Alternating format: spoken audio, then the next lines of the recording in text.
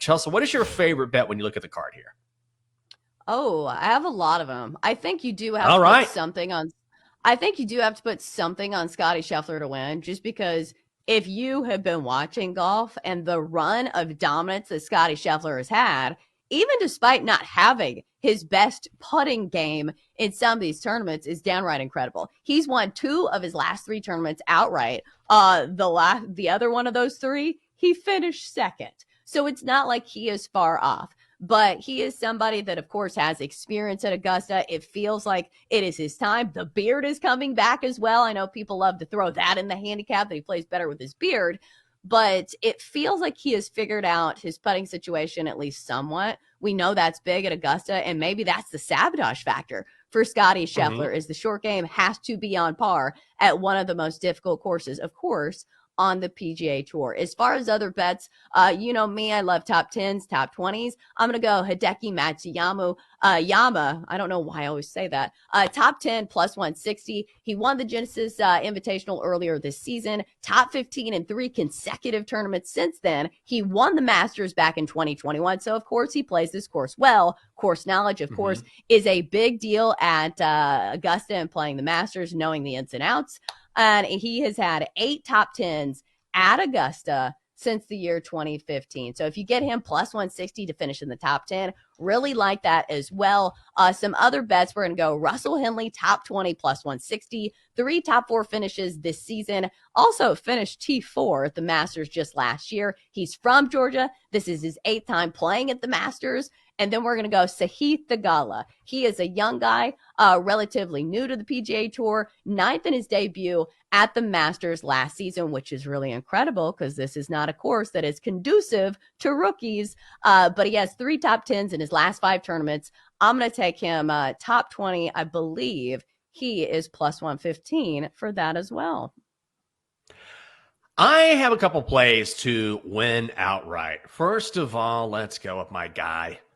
Well, my guy's Will Zalatoris, but I'm going to go Xander Schauffele here, 16-1, open at 20-1. So he is getting some money. And look, he hasn't been piling up wins, but he's been so consistent. And if you're looking for a breakthrough guy, I think Schauffele is that guy. 3 weeks ago at Bay Hill, finished in 5th. He's been close before, a few years ago, finished second in the Masters in 2019. But if there's anyone who should break through at some point, who is getting some money, you can still find some value on him. I like Xander. And also, I cannot believe that you can get Brooks Koepka at 20-1.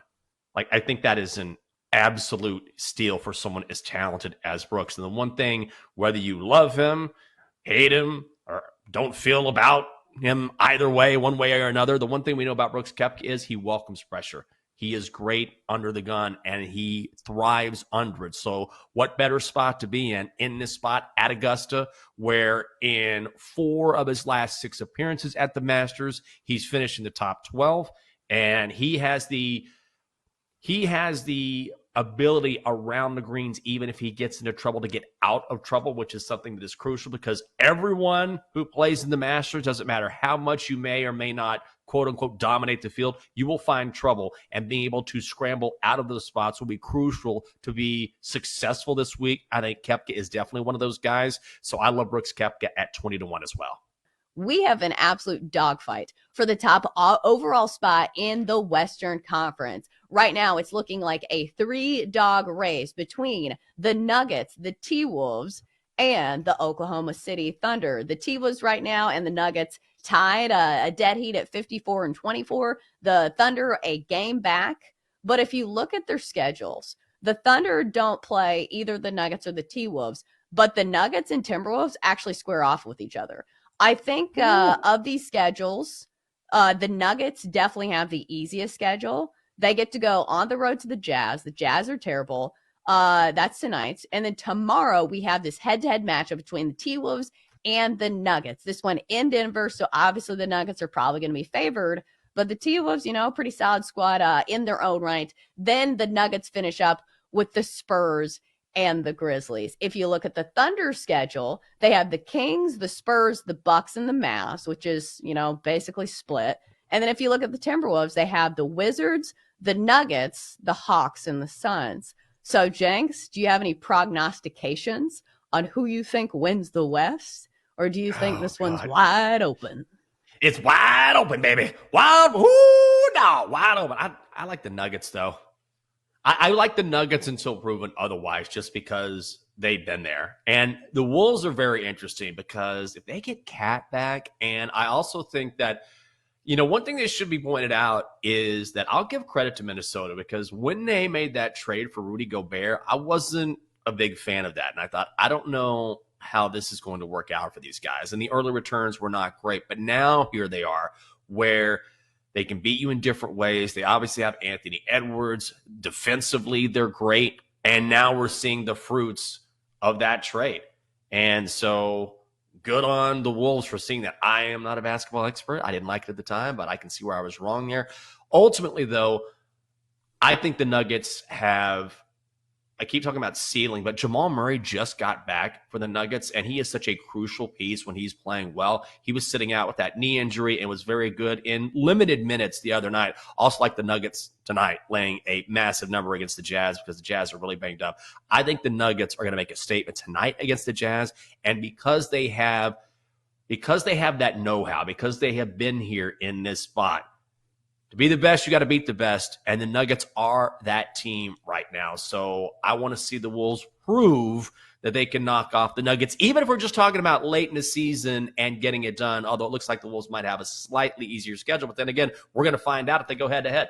But in the American League, I think things are really interesting. With Garrett Cole, the Yankees, on the 60-day IL, Max Scherzer is out, Jacob deGrom is out. We had, Spencer Strider's in the National League. Framber Valdez just got hurt with the Astros. Tariq Skubal is the favorite with the Tigers. He's 6-1, followed by Corbin Burns at 7-1, and Cole Reagans and Luis Castillo pacing out the top four. So this one, I think there is a lot of volatility because as good as Tariq Skubal's stuff is, he is still a young guy. And I'm not sure if he has the consistency to do this for the entire season. So I think I would rather go with somebody who's more of a veteran. Like if I'm looking just at the favorites, I think I'd still go with Corbin Burns because not only does he have good stuff, he also has a good offense behind him. And whether we like to believe it or not, I do think wins count when it comes to Cy Young. If you are neck and neck with somebody and you have more wins than another pitcher, I think it actually matters. So I think if we're just looking at the favorites, I'd go with Corbin Burns. I like Corbin Burns. I like Skubal before the season started. Cole Reagans I still like at 9-1, but the problem is what you just mentioned, which is all things being equal. And the Royals are going to be good. They're getting better. They're hitting really well right now, and I know he's been a sneaky dark horse. Matt says in the chat he got Cole Reagans at 66-1 2 weeks ago. That's incredible. Also, Grayson Rodriguez for the O's, but also you're competing with Corbin Burns, so do you really want to do that? I don't really know where the value is, but I would say Burns is probably a good shot at 7-1 based on the offense because you're right. If it's tied, if it's close, whoever has the most wins probably going to get the edge there.